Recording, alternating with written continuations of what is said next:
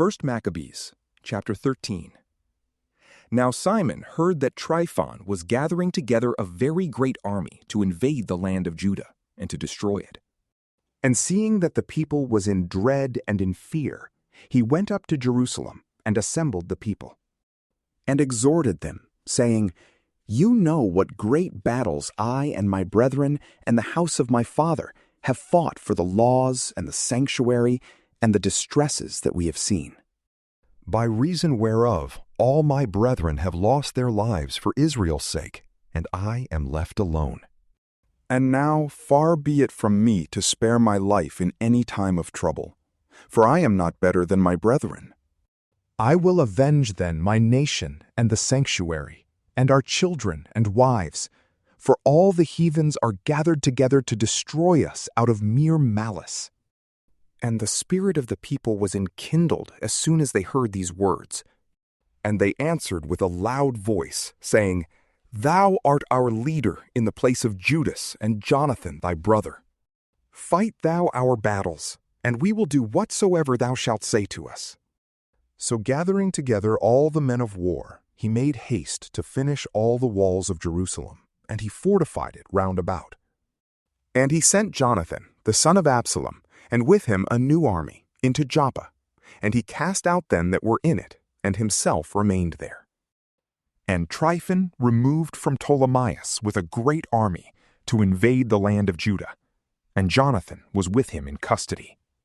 But Simon pitched in Addis, over against the plain.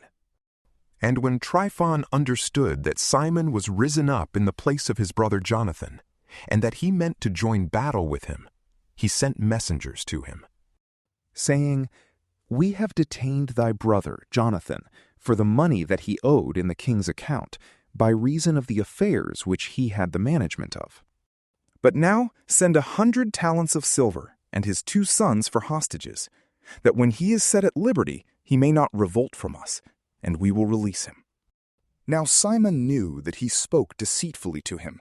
Nevertheless, he ordered the money and the children to be sent, lest he should bring upon himself a great hatred of the people of Israel, who might have said, Because he sent not the money, and the children therefore is he lost. So he sent the children and the 100 talents, and he lied, and did not let Jonathan go. And after this, Tryphon entered within the country to destroy it, and they went about by the way that leadeth to Ador, and Simon and his army marched to every place whithersoever they went. And they that were in the castle sent messengers to Tryphon, that he should make haste to come through the desert, and send them victuals. And Tryphon made ready all his horsemen to come that night, but there fell a very great snow, and he came not into the country of Galaad. And when he approached to Bascama, he slew Jonathan and his sons there. And Tryphon returned, and went into his own country. And Simon sent, and took the bones of Jonathan his brother, and buried them in Modin, the city of his fathers. And all Israel bewailed him with great lamentation, and they mourned for him many days. And Simon built over the sepulchre of his father and of his brethren a building lofty to the sight, of polished stone, behind and before. And he set up 7 pyramids, one against another, for his father and his mother and his 4 brethren. And round about these he set great pillars, and upon the pillars arms for a perpetual memory, and by the arms ships carved, which might be seen by all that sailed on the sea. This is the sepulchre that he made in Modin, even unto this day. But Tryphon, when he was upon a journey with the young king Antiochus, treacherously slew him. And he reigned in his place, and put on the crown of Asia, and brought great evils upon the land. And Simon built up the strongholds of Judea, fortifying them with high towers and great walls and gates and bars, and he stored up victuals in the fortresses. And Simon chose men, and sent to King Demetrius, to the end that he should grant an immunity to the land, for all that Tryphon did was to spoil. And King Demetrius, in answer to this request, wrote a letter in this manner: King Demetrius, to Simon the high priest and friend of kings, and to the ancients, and to the nation of the Jews, greeting. The golden crown and the palm which you sent, we have received, and we are ready to make a firm peace with you, and to write to the king's chief officers to release you the things that we have released. For all that we have decreed in your favor shall stand in force. The strongholds that you have built shall be your own. And as for any oversight or fault committed unto this day, we forgive it, and the crown which you owed. And if any other thing were taxed in Jerusalem, now let it not be taxed. And if any of you be fit to be enrolled among ours, let them be enrolled, and let there be peace between us. In the year 170, the yoke of the Gentiles was taken off from Israel.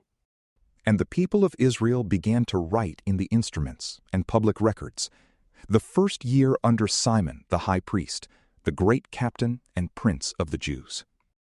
In those days Simon besieged Gaza and camped round about it, and he made engines and set them to the city, and he struck one tower and took it. And they that were within the engine leapt into the city, and there was a great uproar in the city. And they that were in the city went up, with their wives and children, upon the wall, with their garments rent, and they cried with a loud voice, beseeching Simon to grant them peace. And they said, Deal not with us according to our evil deeds, but according to thy mercy. And Simon, being moved, did not destroy them, but yet he cast them out of the city, and cleansed the houses wherein there had been idols. And then he entered into it with hymns, blessing the Lord.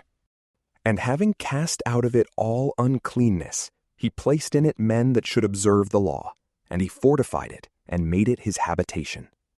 But they that were in the castle of Jerusalem were hindered from going out, and coming into the country, and from buying and selling, and they were straitened with hunger, and many of them perished through famine.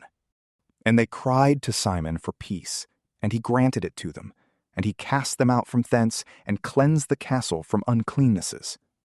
And they entered into it the 23 day of the 2nd month, in the year 171, with thanksgiving, and branches of palm trees, and harps, and cymbals, and psalteries, and hymns, and canticles, because the great enemy was destroyed out of Israel. And he ordained that these days should be kept every year with gladness. And he fortified the mountain of the temple that was near the castle, and he dwelt there himself, and they that were with him. And Simon saw that John, his son, was a valiant man for war, and he made him captain of all the forces, and he dwelt in Gazara. From PrayLamp, peace be with you.